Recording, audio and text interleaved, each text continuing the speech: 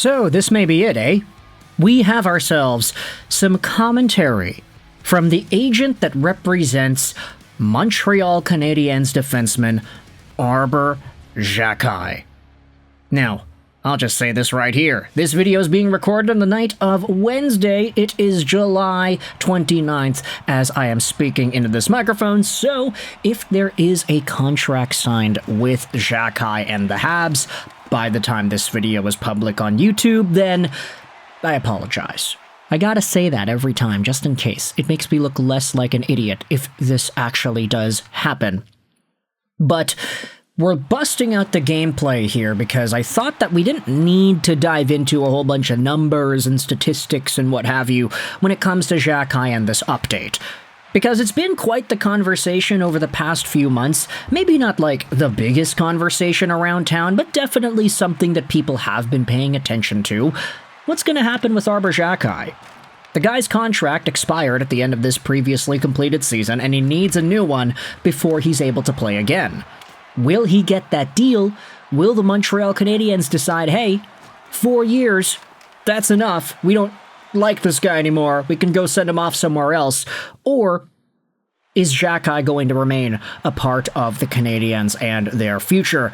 This is what Brian Bartlett went out there and said on the game plan. This is a TSN 690 Montreal sports radio show with Matt Ross and Dave Trentadue. It actually started like 2 days ago, something like that, so hey, big shout out over to the game plan and their early debut here in July. But they had NHL agent Brian Bartlett on the show, who represents Arber Xhekaj, and he had this to say about the current Canadiens RFA. He loves playing in Montreal. He loves the fans. He loves the city. Our hope collectively is we can find a way to make it work in Montreal. The Montreal Canadiens are going to do what's best for them, and Arber Xhekaj will do what's best for him. We still have a lot of time until training camp. There's no panic. Now, I think it's fair to say nobody's really, panicking about this, right? Unless you're the absolutely biggest Arber Xhekaj fan in the world, you probably have got no reason to think about this and, I don't know, start stressing out over at night, oh, are they going to sign Xhekaj? It's probably not that bad, right? Everybody kind of understands Arber Xhekaj is a guy that was in and out of the Canadiens lineup. When he was in, it's not like he had that many minutes anyway, and his presence in the lineup was not necessarily defined by some amazing on-ice play that netted him 20-plus minutes a night. No, he would play and he would get minutes, and the games that he did suit up in had more of a presence about them. Not necessarily because Xhekaj is amazing, but because Xhekaj is that physical policing presence on the ice. He provides value, just not on the score sheet. Heck, not even on the actual gameplay that's played. I mean, you look at it right here. Arber Xhekaj had 7-minute, 3-minute, 9-minute, 1-minute games against the Buffalo Sabres in the second round of the playoffs, and he didn't play a single game in the third round, so he didn't play much, and that's fine. We all understand that Arber Xhekaj is not necessarily better than any of the other 6 guys that you could toss out there on a Canadiens blue line in any given night. But at the same time, that's what gets me thinking about where this guy's future really is going to be, and what his agent said on the program yesterday, that Arber Xhekaj is gonna do what's best for him.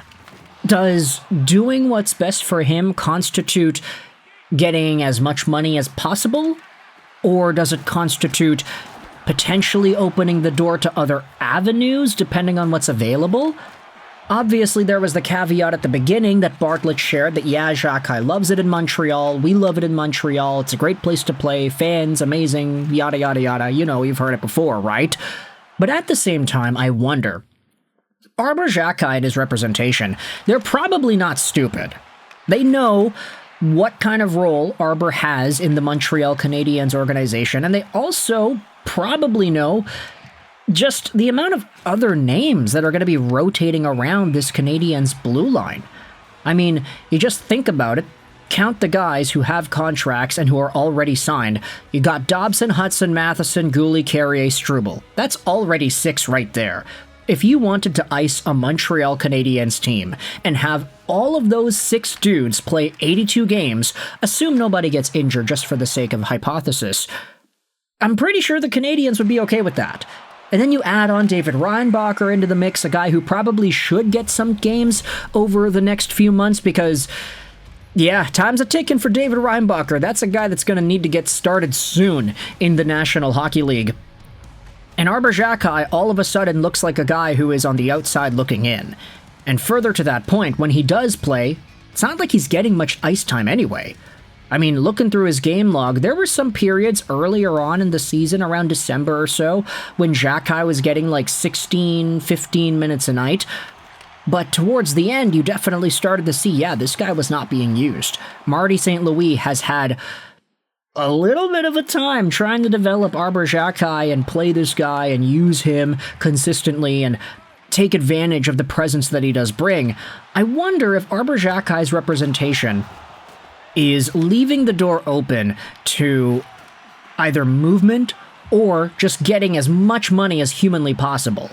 Because you think about it, Arber Xhekaj, if he's going to stay in Montreal, he's not going to be coming onto this team again thinking, oh yeah, now is the time. I'm going to get all my opportunities in 2026, 2027. The team just made the 3rd round of the Stanley Cup Playoffs, and I didn't play a single 3rd round game, and now this is the time that they're going to flip their script on me and give me 82 games. No, he's probably not thinking that.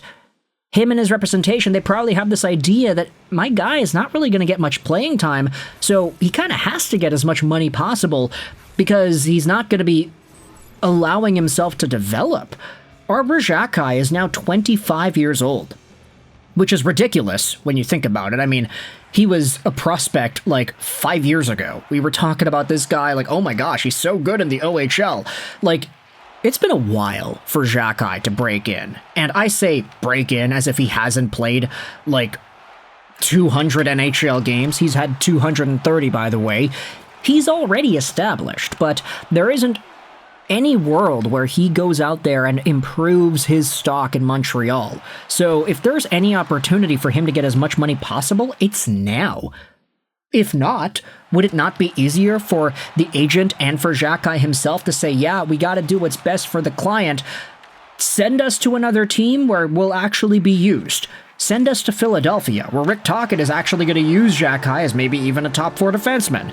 Send us over to Buffalo or New Jersey or wherever else needs a big physical brute on D.